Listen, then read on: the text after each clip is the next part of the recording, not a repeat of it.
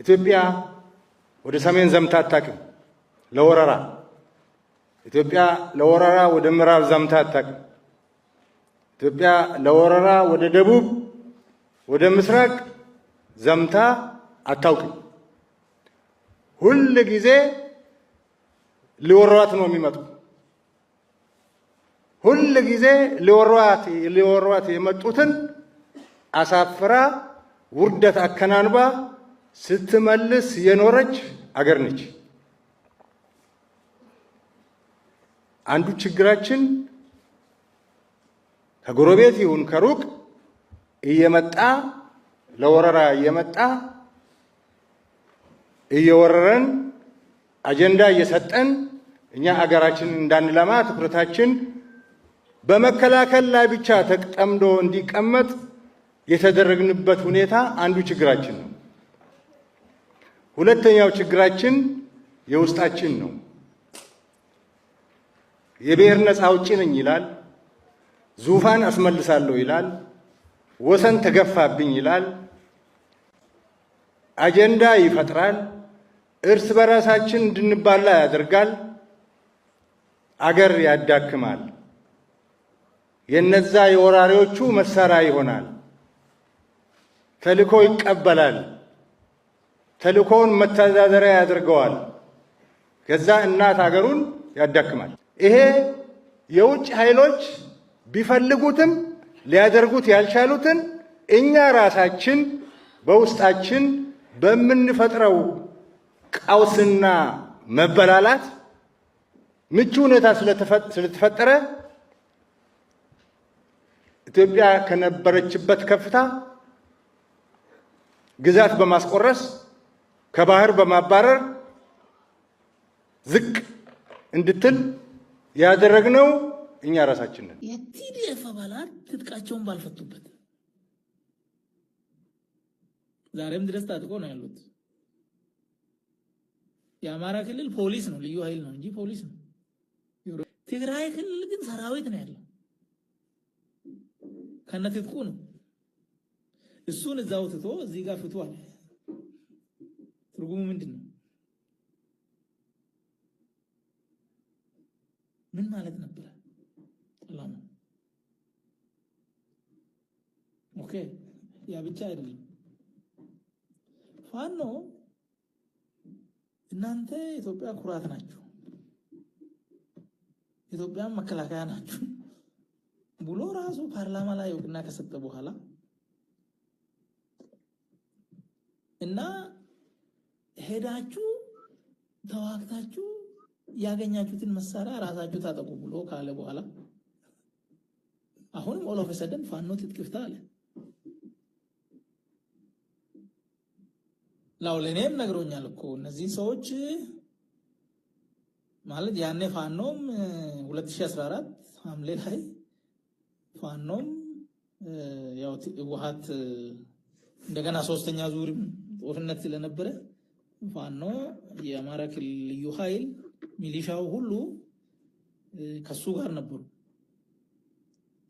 ነገር ግን ላፈርሳቸው ነው ብሎኛል። ከሱ ጋር እያሉ እውነት ነው ውሸት ወይም እኔን ስሜቴን ለማየት አላቅም፣ ግን ብሎኛል። የአማራ ክልል ጦርነት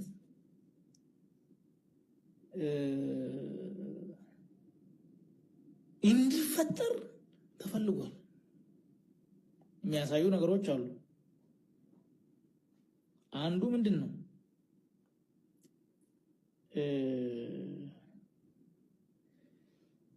ልዩ ኃይል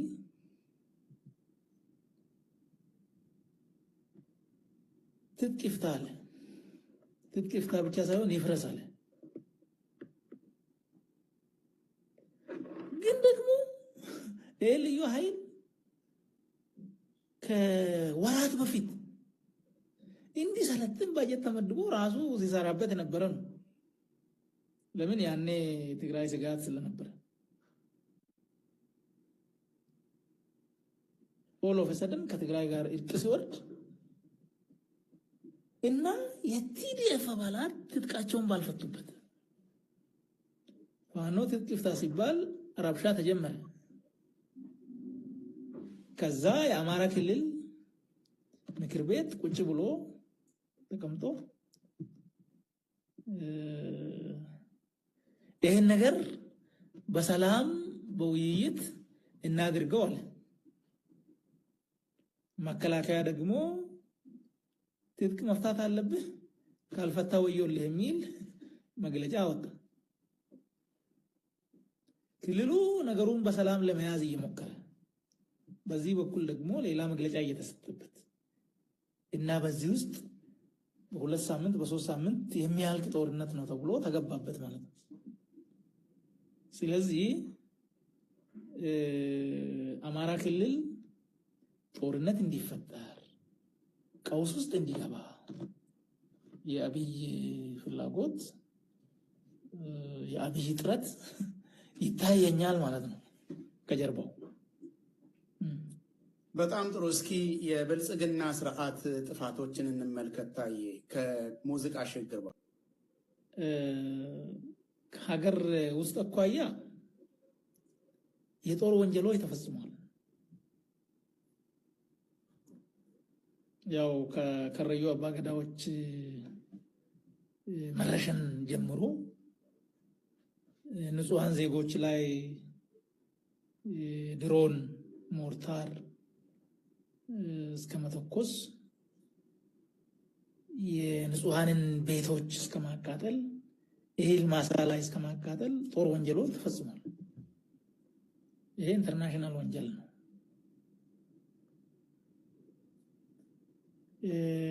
ሰብአዊ መብት ጥሰቶች ከመቼውም ጊዜ በላይ ተንሰራፍቶ ይገኛል። ወንጀል ነው።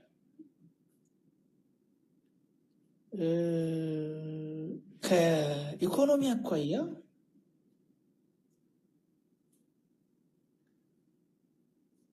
ሰው በረሃብ እየሞተ አላስፈላጊ ቤተ መንግስት በ15 ቢሊዮን ዶላር ይገነባል። ሰው ሐኪም እየራበው አስተማሪ እየራበው እዚህ ልክ ነው። ይሄ ማለት ምን ማለት ነው? አስተማሪ ራበው ማለት ምን ማለት ነው? ይሄ ትውልድ መግደል ነው። አሁን ያለውን ሰው ብቻ ሳይሆን አሁን ቀጥሎ የሚመጣው ትውልድ አሁን ትምህርት ቤት ያለው 5 ዓመት ኬጂ ያለው የ6 የ10 እነዚህ ትውልድ መግደል ነው።